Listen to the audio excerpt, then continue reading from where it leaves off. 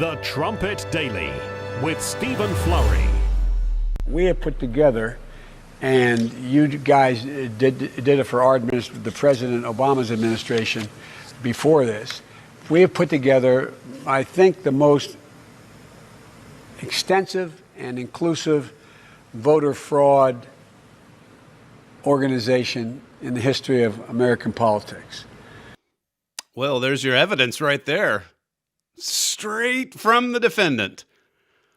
Your Honor, I'd like to refer you to Exhibit A.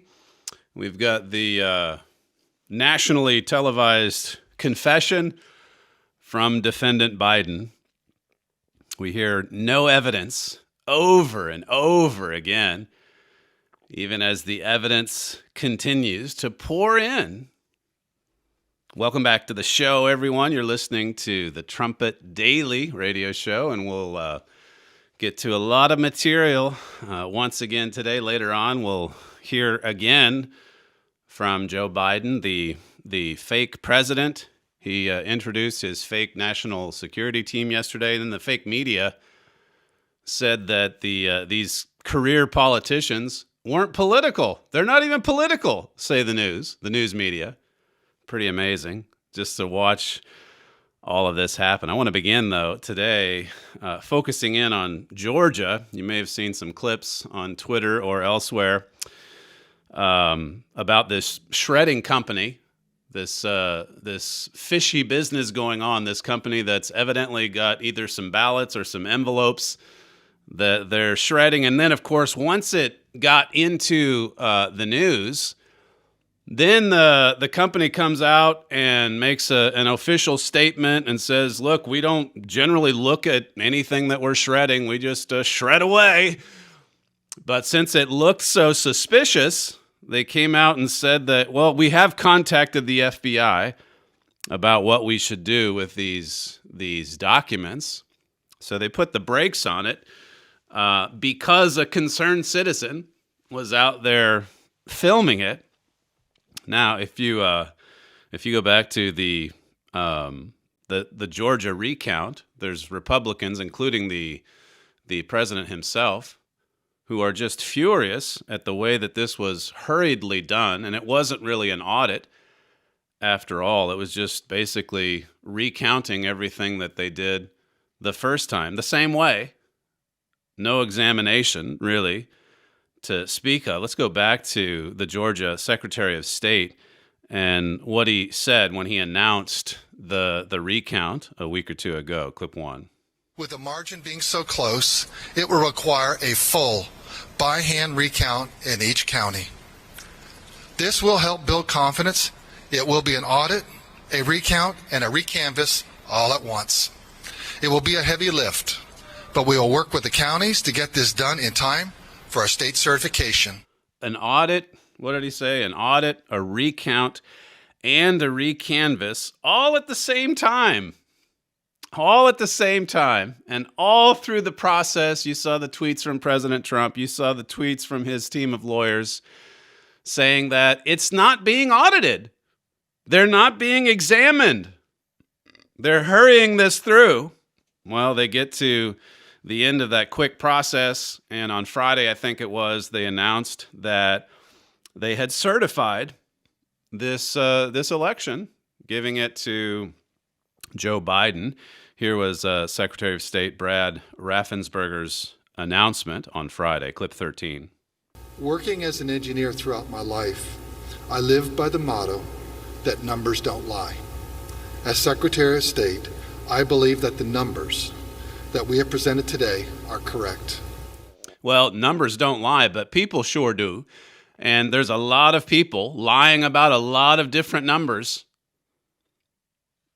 Sidney Powell, and again, they had their parting of ways, Sidney Powell and the president's team of attorneys. That was Sunday night. And we're still unsure what all went into that, if it was maybe even some kind of strategy. In any event, the reason I wanted to focus here on Georgia is because she has her suit. She's filing suit today, from what we understand of yesterday, that that was announced, and then it's going to be filed in Georgia. So I think there is going to be quite a lot of attention on Georgia, or at least there could be the next couple of days. So it's something that we can certainly keep our eyes on. This was what she said on Lou Dobbs, his program last night, clip 3. And who will be the defendant or defendants? The defendants are going to be folks in Georgia who are responsible for supposedly making sure the elections in Georgia are done properly. And there are just countless incidents of voter fraud. And yes, well, obviously it couldn't be more urgent. But yes, the time deadlines should be able to be met. And the evidence is so overwhelming, it's almost as though they were so blatant about it, they expected us to catch it. So that was last night. Earlier, if you go back to Saturday night, she said that the lawsuit she's now about to file in Georgia, that it would be biblical in her words. It would be biblical. In the statement that she released the next day, she said it would be epic. So when you zoom in on Georgia, and even if you just look at the numbers, and I don't know if she even focuses in on this or not, but if you look at Georgia in 2016, when President Trump beat Hillary Clinton, he won Georgia by 211,000 votes. The president secured 2,089,000 votes to Clinton's 1,878,000 votes. So he won by 211,000. That's a pretty comfortable victory just 4 years ago. Now, this year, obviously, from what the media have announced, Georgia flipped.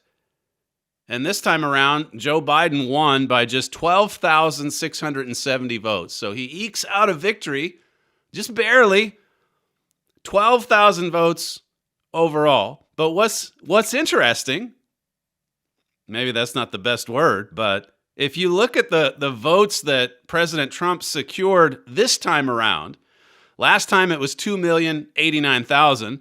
This time President Trump got 2,461,837 votes.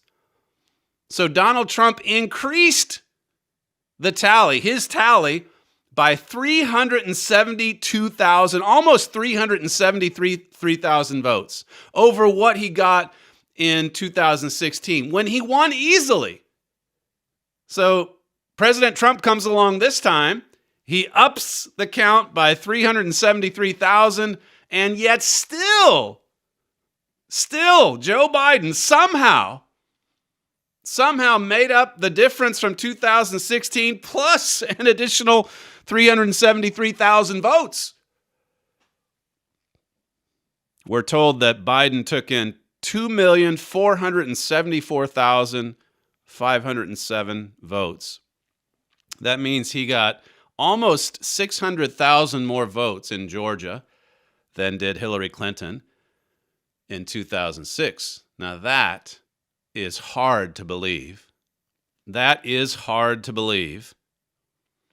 My father wrote in this article, we're trying to give it some more publicity this week with an ad campaign. This is in the forthcoming January edition of the Trumpet magazine. It's already up at the Trumpet website. But he says the mainstream media insist there is no evidence the Democrats tried to steal this election. That is patently false. There's plenty of evidence, but it's also absurd when you think about what the left has been doing for the past several years. You would have to be naive not to think they are committing great frauds with this election. So here the president, as I went through the numbers there with you, he gets all of these additional votes, 373,000 more, just like he upped it in Florida and other states. But just where Joe Biden had to have a lot more votes, well, it just so happened that he found them in Georgia, in Pennsylvania, in Arizona, in Michigan, and in Wisconsin. And I guess you could throw Nevada in there for good measure as well. But President Trump didn't win. He didn't win Nevada last time. But with these other states, Boy, what a miracle. What a miracle. Let's zoom in a little bit further. The Guardian here in the UK, it wrote about 10 counties that tell the 2020 election story. And in particular, they draw attention to Gwinnett County, Georgia, and this unbelievable swing compared to 2016. This is from The Guardian, and I'm assuming you say Gwinnett. I'll just pronounce it that way. Hopefully, if you're in Georgia, you won't be offended if it's the wrong pronunciation. It says Gwinnett County in suburban Atlanta, so it's just outside of Atlanta. It was a key to Biden flipping Georgia. The suburbs were the first area of Georgia to support Republicans as the state moved from solidly Democratic to solidly Republican, and are now in the vanguard again as the state has moved back into the Democratic column. Gwinnett voted Republican every year between 1980 and 2012. So Hillary was able to flip it barely in 2016. Before that, for more than 30 years, this had been a Republican county. It says Gwinnett voted Republican every year between 1980 and 2012, voting for George W. Bush by over 30 points twice.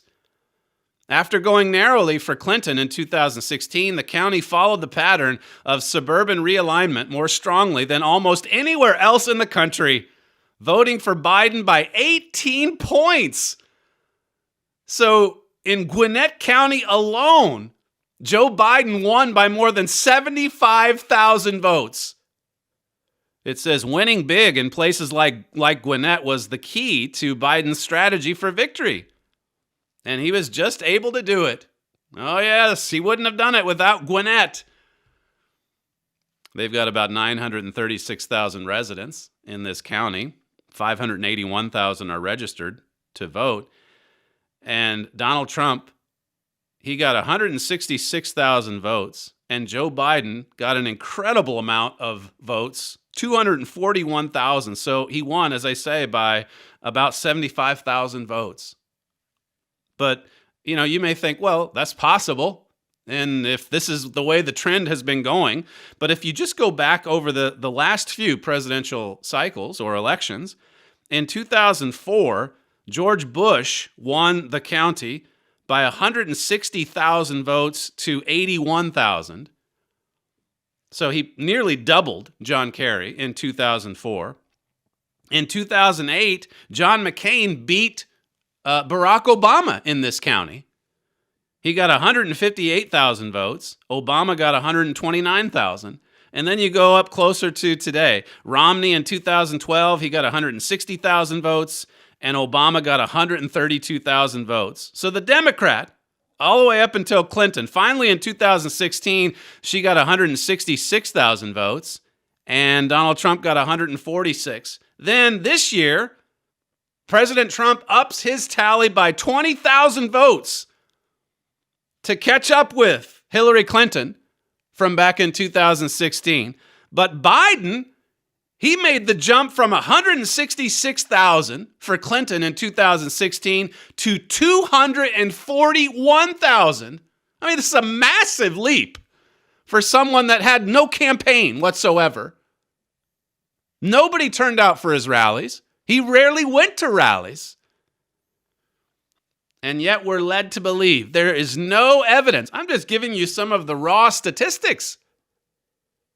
To say nothing of the cases of shredding or ballots that weren't filled out the right way, or ballots that just showed up in the middle of the night like they did in Philadelphia and Detroit and Milwaukee.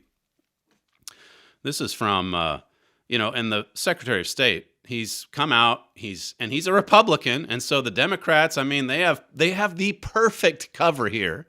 The perfect cover, because they can say, look, you've got a Republican governor, you've got a Republican Secretary of State. There's nothing to worry about here. This is from, and then we've got all this new equipment, brand new, and it's worked flawlessly.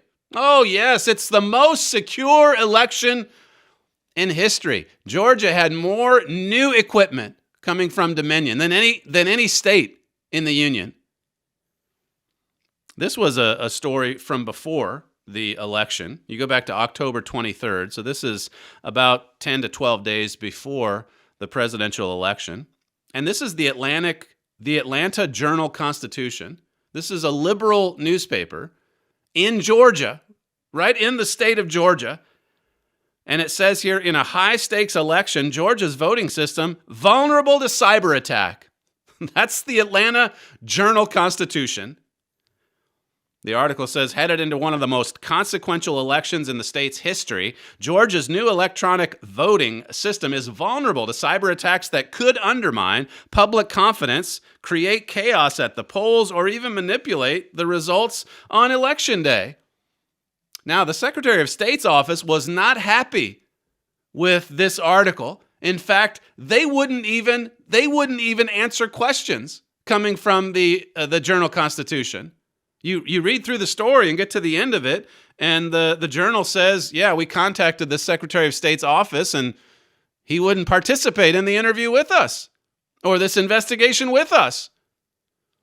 The article says this: computer scientists, voting rights activists, U.S. intelligence agencies, and a federal judge have repeatedly warned of security deficiencies in Georgia's system and in electronic voting in general. But state officials, that would be Governor Kemp, that would be the Secretary of State, state officials have dismissed their concerns as merely opining on potential risks. Nothing to worry about here, they said before the election. Nothing to worry about here, they said after the election. Nothing to worry about here, they said during the recount. Nothing to worry about here, they said on Friday when they certified the state. Hurry, hurry, hurry. Get it certified. Move on. Get rid of some of the ballots if you have to. Get rid of the envelopes if you have to. This was in the Atlanta Journal-Constitution just before the November 3rd election. It says, instead, an investigation by the AJC shows Secretary of State Brad Raffensperger's office weakened the system's defenses, disabling password protections on a key component that controls who is allowed to vote. This was before the election, when they started in on early voting. I think that was October 12th. They weakened the security on this system. And you know why? Because it was so disastrous in June when they had the primary vote. It was just the worst day ever. I'll read a quote from an article from the Atlanta Constitution earlier, from back in June. So they thought, well, let's go in, let's even remove more of the restrictions and just try to make it easier, move people on through, and never mind the fact that we're exposing ourselves to fraud, to hacking. And that's exactly what happened. It says days before early voting began on October 12th, Raffensperger's office pushed out new software to each of the state's 30,000 voting machines through hundreds of thumb drives that experts say are prone to infection with malware. It says, and what state officials describe as a feature of the new system actually masks a vulnerability. So they give out all this new equipment. They rushed this through back in 2019. Just a year ago when Governor Kemp and Secretary Raffensperger said, hey, let's get these new Dominion systems. It was a $107 million deal. I think this article says $104 million. So over $100 million to hurry and get this equipment put in place. And this all happens just before the pandemic. And then all through the pandemic, well, if you go back to the disaster in June, you had all these people at the polling stations that didn't even know how the equipment worked. I mean, leave aside fraud and theft and stealing. You go back to the June primary, and it was a disaster because of the incompetence. People hadn't even been trained to run this equipment. So they added new software just before voting opened for the presidential election. It says, and what state officials, well, I read that. It says, officials tell voters to verify. Well, it gives an example of how this can easily be manipulated. And it says further on, such a manipulation could not be detected without an audit after the election. So this is why they didn't want a full-scale audit.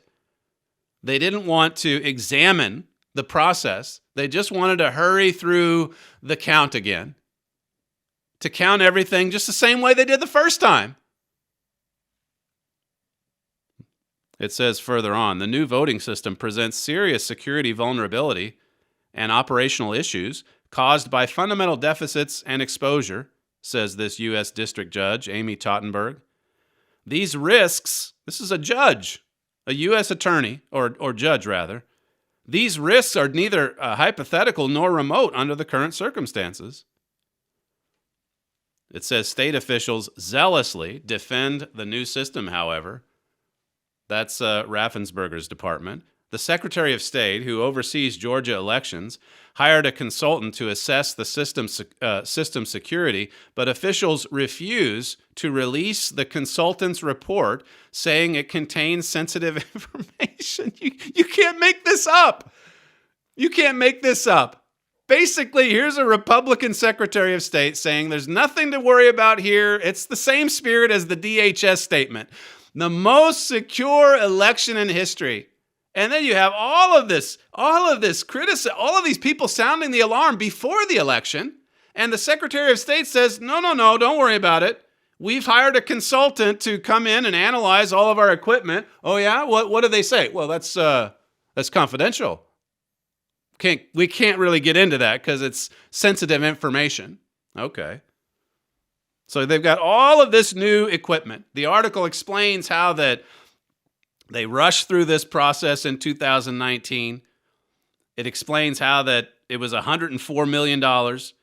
It talks about how the state of Texas, they were given the same pitch from Dominion. They looked at the equipment. They looked at the software. And Texas said, no way, this is vulnerable. This would be too vulnerable to an attack. That's the state of Texas. Texas said, no way, we're not getting this equipment. Georgia was all in. So as I say, it'll be interesting to see what's in Sidney Powell's court briefing to be filed today if she carries out her plan.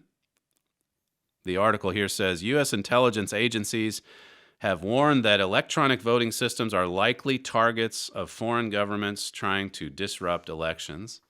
And you see the radical left, they were on that very subject for 4 years following Donald Trump's surprising victory in 2016.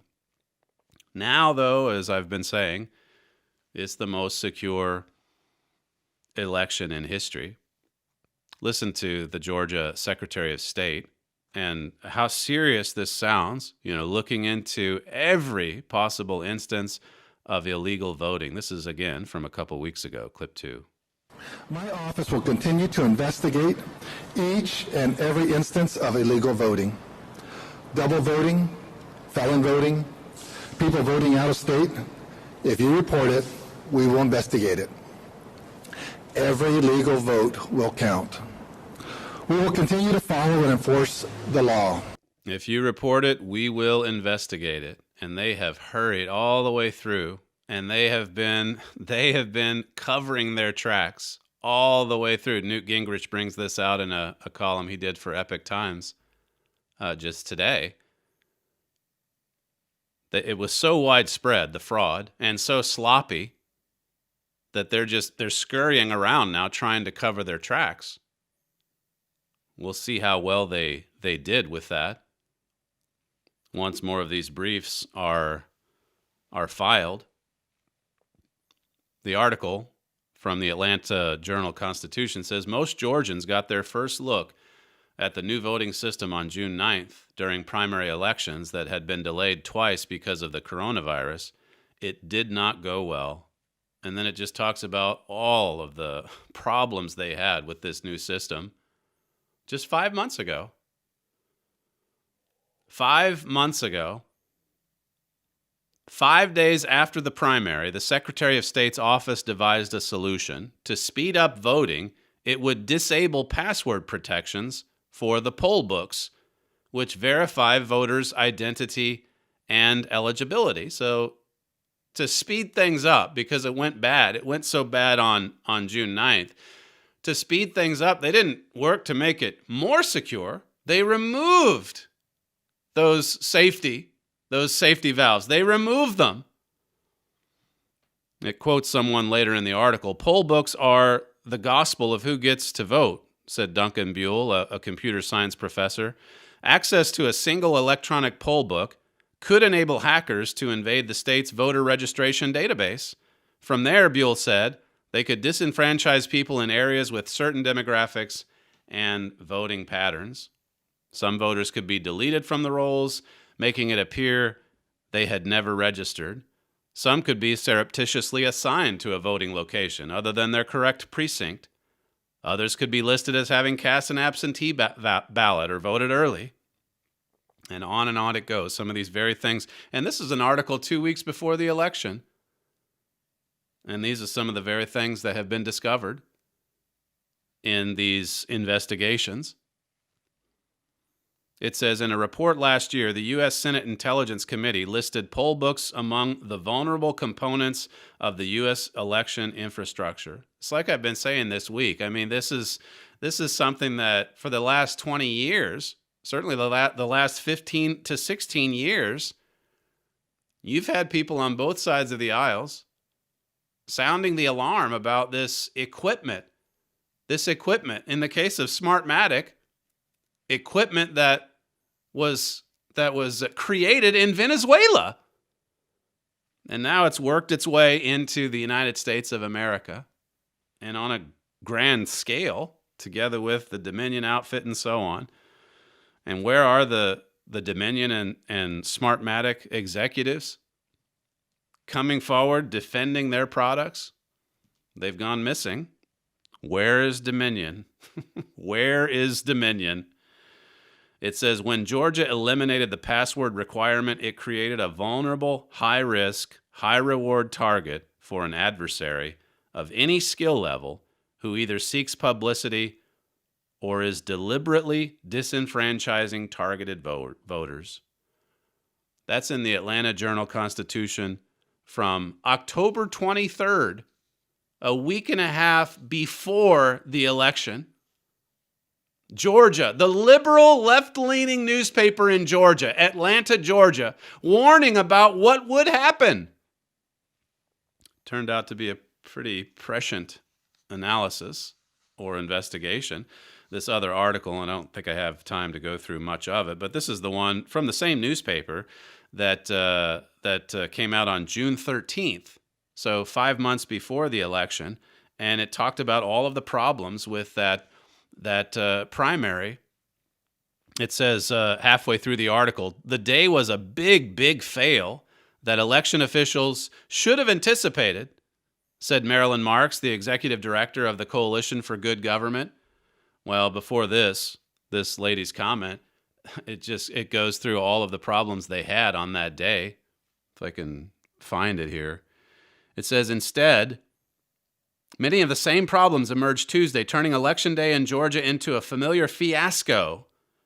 An examination by the Atlanta Journal-Constitution found human error, equipment failure, and a complicated multi-computer voting system combined to create chaos that left some voters waiting as long as 8 hours to cast ballots. And then it talks about the precinct workers and how they lack the training and so on.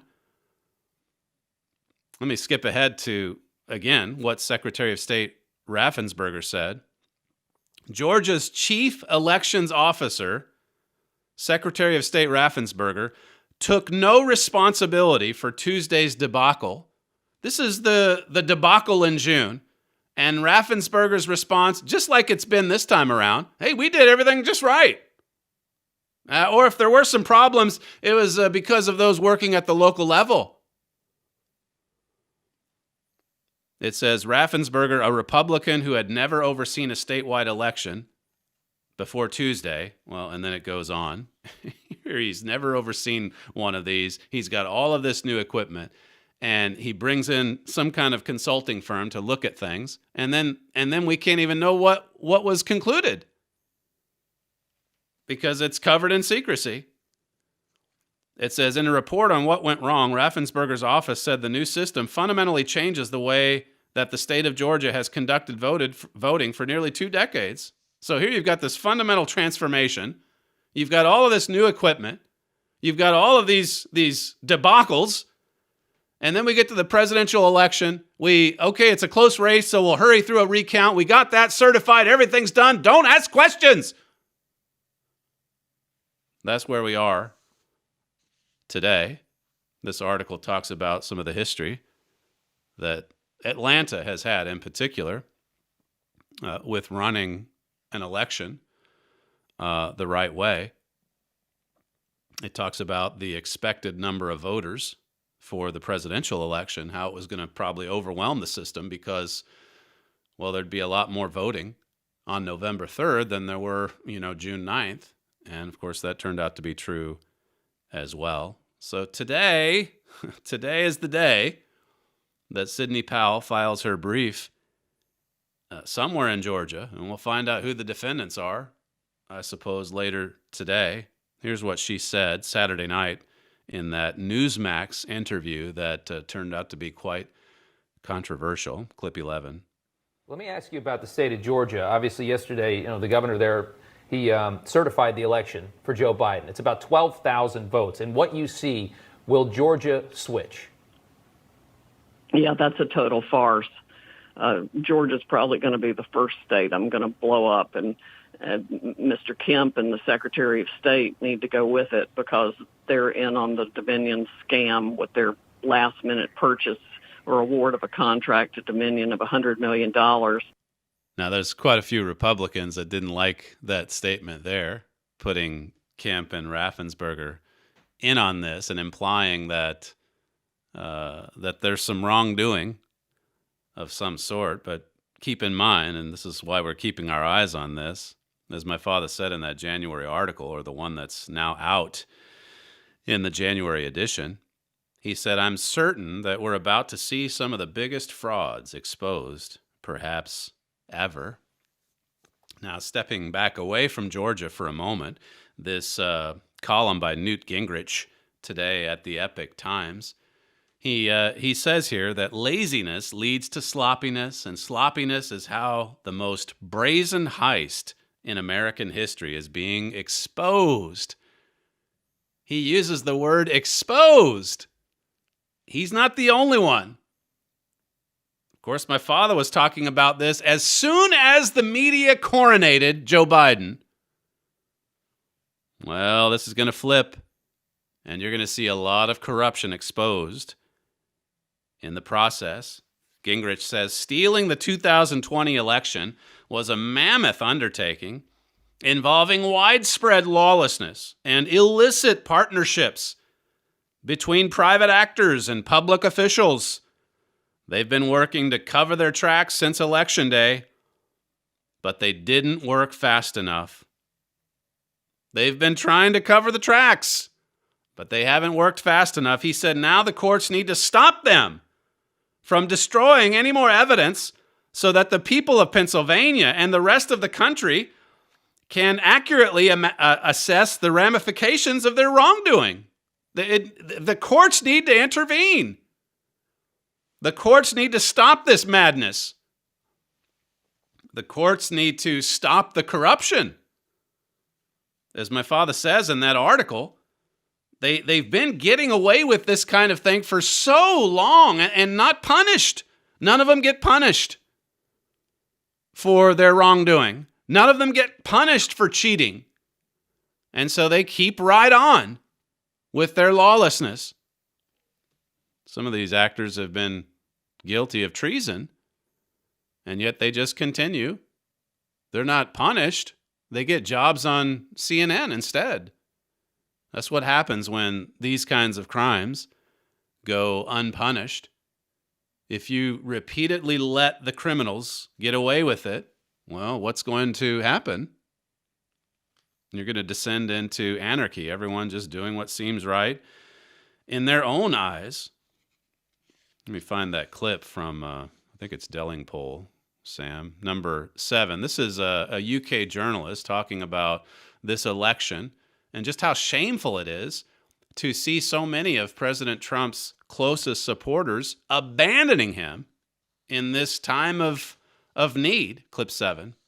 This has been stolen from Donald Trump. And I say finally, shame on all those alleged conservatives. And I'm calling you out because you're not really conservatives. You're demanding that Trump surrenders gracefully an election which has been stolen from him. Shame on you, because you are going to, if Biden does get in, you are going to rue the day. It's going to empower censorious big tech. It's going to be out of control. And Trump was your last chance of reining it in.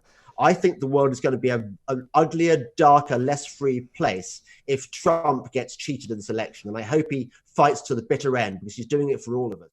I hope he fights on to the bitter end. And as he does this, it's just going to be him and his close advisors and his attorneys, as one conservative after another says, you know what? Hey, like I said yesterday, hey, it's been 16 days. It's been 2 weeks. We got to move on. We got to move on. We got to accept that Joe Biden is the president. And then hopefully we can come back in 2024. That they would think this way after this kind of fraud, that they would think they'd even have a chance in 4 years. Gingrich says this in his piece: an unprecedented number of mail-in and absentee ballots were cast this year, and practically everyone expected that this would result in a higher than usual rate of ballots being rejected for various flaws, such as lacking a secrecy envelope or missing information. In Pennsylvania, tens or hundreds of thousands of ballots were likely to be rejected based on historical patterns. So just comparing it to previous years, like I did with some of the vote tallies in Georgia.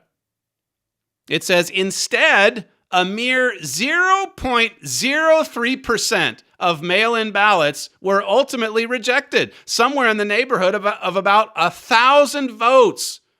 So just looking at historical precedent, because there were so many more mail-in ballots, Gingrich is saying there should have been tens of thousands of them disqualified because they didn't have the right information or because they didn't have this envelope or whatever it was. You've got to do it the right way. And some states are incredibly strict with it, as well they should be, because of how dangerous it is to enter that realm of voting or democracies, elections. That's why so many states in Europe ban the process, because they know wherever you find mail-in voting, you're going to find a lot of fraud.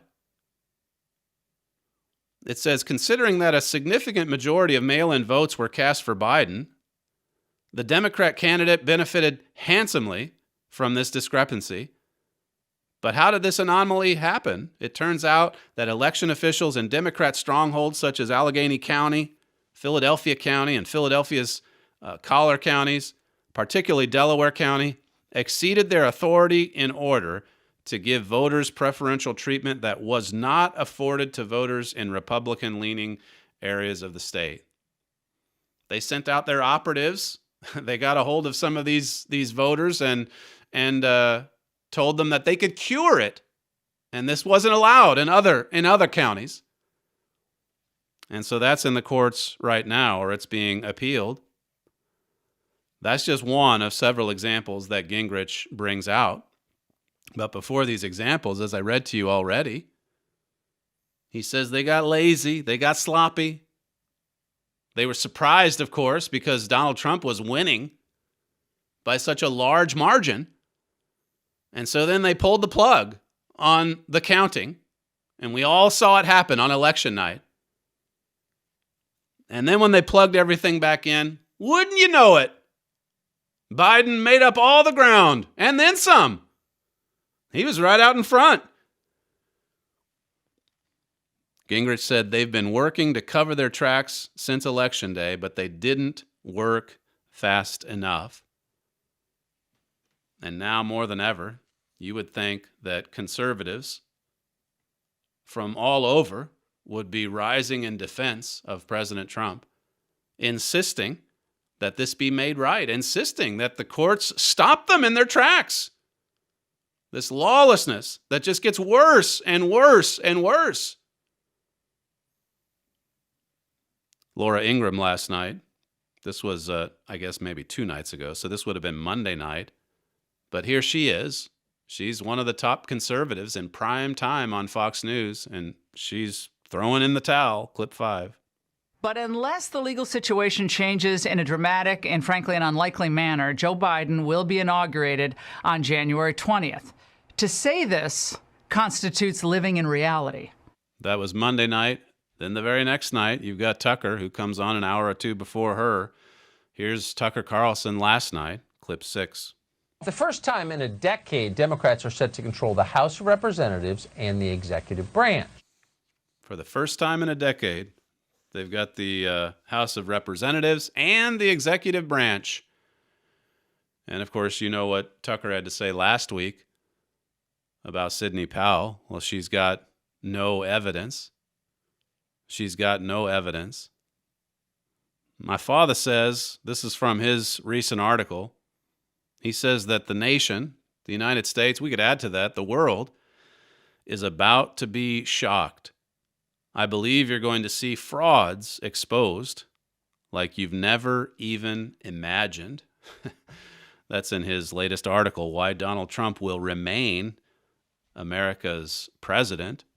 And judging by this next clip by Sidney Powell, it was Sam, I think it was this morning, who said it sounds like she's maybe read that article at thetrumpet.com. Here's clip 4. Do you think that we're going to see the Trump presidency saved? Yes, I definitely do.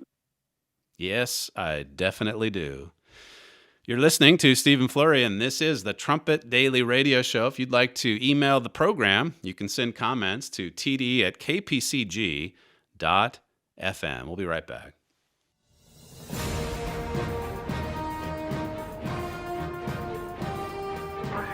This is KPCG-FM, and this is the Trumpet Daily. Do you believe the United States of America has been mainly a positive force in the world for most of its history? Do you believe that America was at one time a great nation? The United States of America was founded on many biblical principles that were incorporated into the Constitution. This lent to its success and positive influence in the world. But the America of then is not the America of today. To anyone examining the current state of America, this should be alarming. It has been a great nation in time past and is experiencing a temporary resurgence in these end times, but it will only be exactly that, temporary. Our free booklet, Great Again, will explain America's status.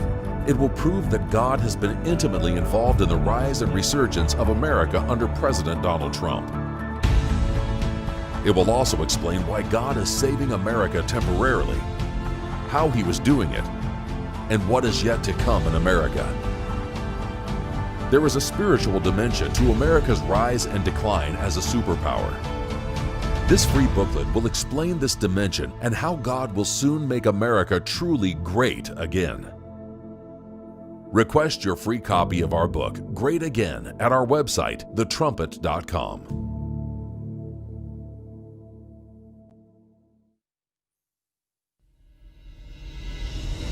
From the Philadelphia Church of God campus in Edstone, England, this is the Trumpet Daily Program with Stephen Flurry.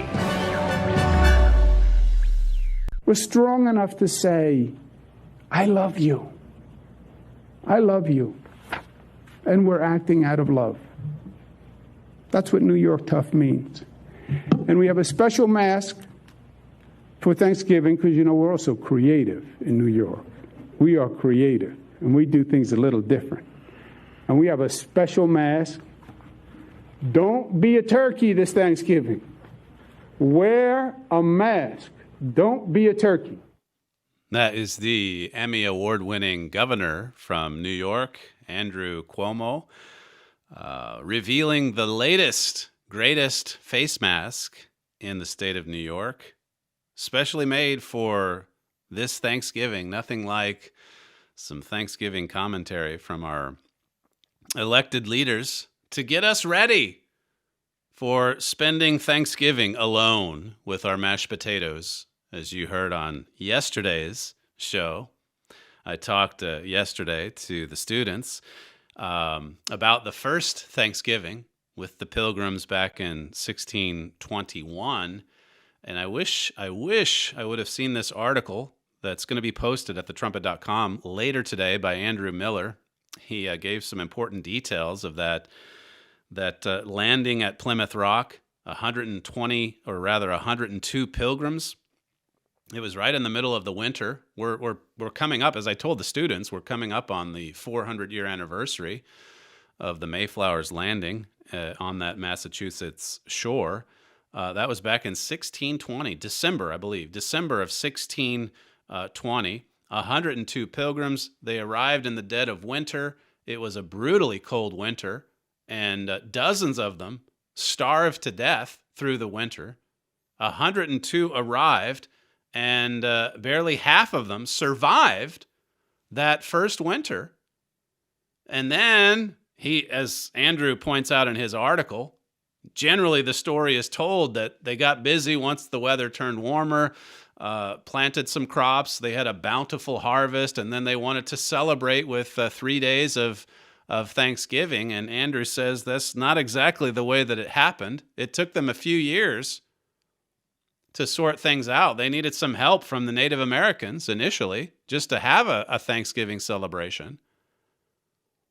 But he explains in this article, and as I say, I got a few of the details wrong yesterday in my forum, so I'll have to come back at a forum next week to set the record straight. But if you have the time today or tomorrow, make sure that you read the hidden lesson of the first Thanksgiving. That's at thetrumpet.com website. But in it, Andrew talks about how that those pilgrims that came over seeking, religious freedom in the New World, that they had sort of a communal lifestyle. It was more of a socialist arrangement. And once they had all of these devastating, deaths from disease, people starving to death, I think there were only like 4 women left. So there were lots of men without spouses and women that were on their own. And of course, everybody's supposed to pitch in and everybody benefits. But as Andrew brings out, everybody was, complaining and pretty selfish until about 2 years into their stay. They finally, William Bradford led the way in saying, okay, we're going to have to change things a bit. Everybody's going to be given their own plot of land, and you're going to have to produce. If you individually want to survive, if you and your family want to thrive, then you're going to have to work hard and produce on your own land. So basically, as Andrew explains, they shifted from, more of a socialist philosophy to one that maybe more Americans today would be familiar with, although we do see a lot of that beginning to change. This is from the article. The Pilgrims produced so much food during the summer of 1623. So this, again, it was a couple years on. Well, let me just back up and see if I can give you some context.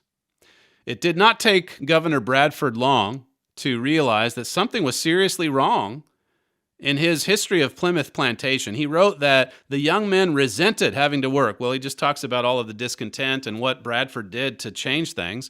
It says, after 3 years of scarcity, Governor Bradford rectified the situation by abolishing communalism.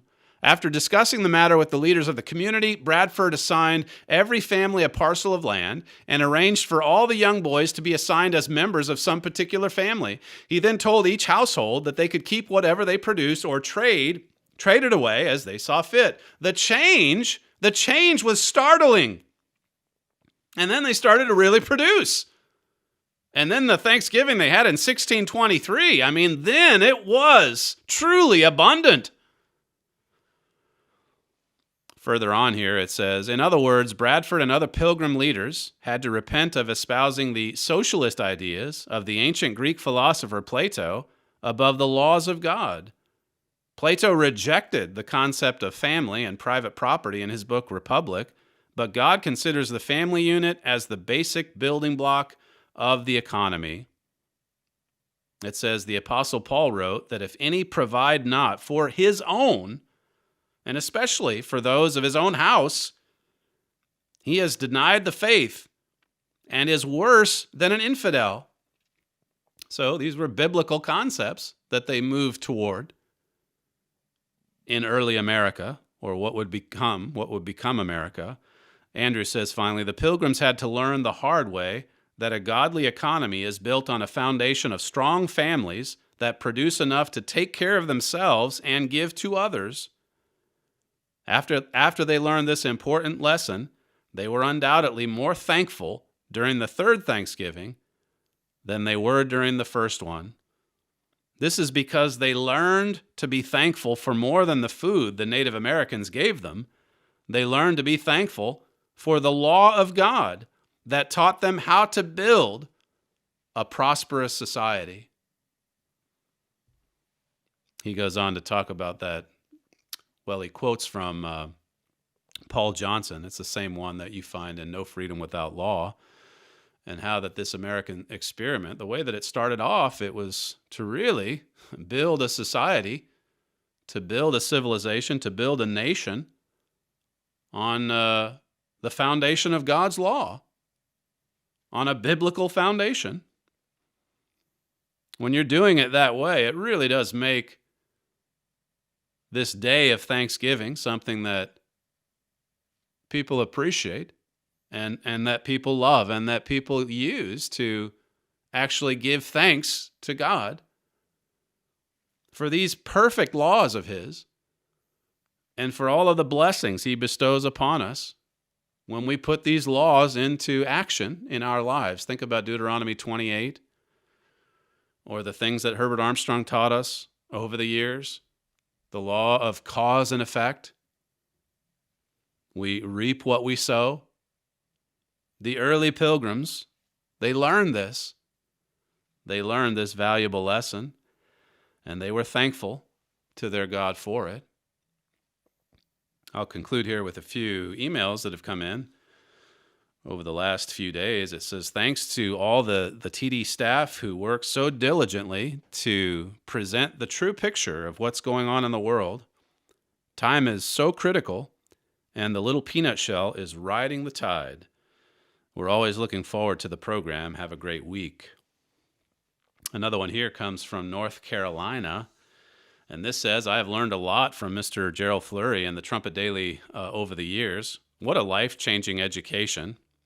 I believe President Lincoln, in his prayer room, covenanted with God, and the fruit shows God heard and covenanted with him. The North won at the Battle of Gettysburg. That was the turning point in the war. And the president kept his word with God and promoted him in America.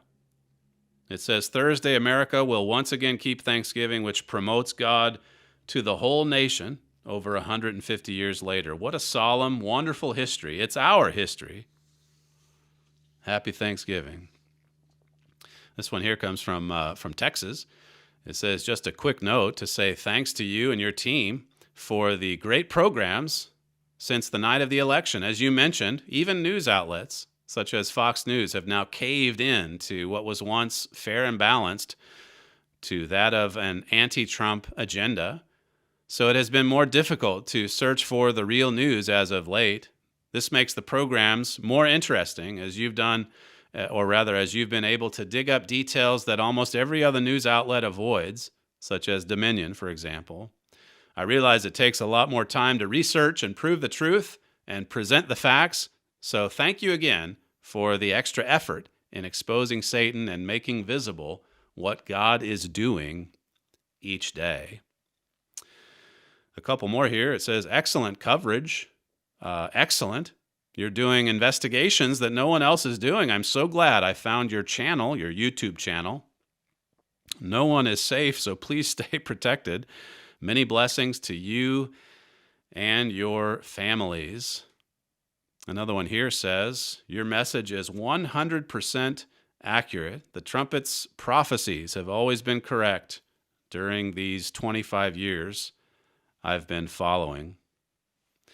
And then another one here laments, what good is there in exposing this corruption when nothing is done about it?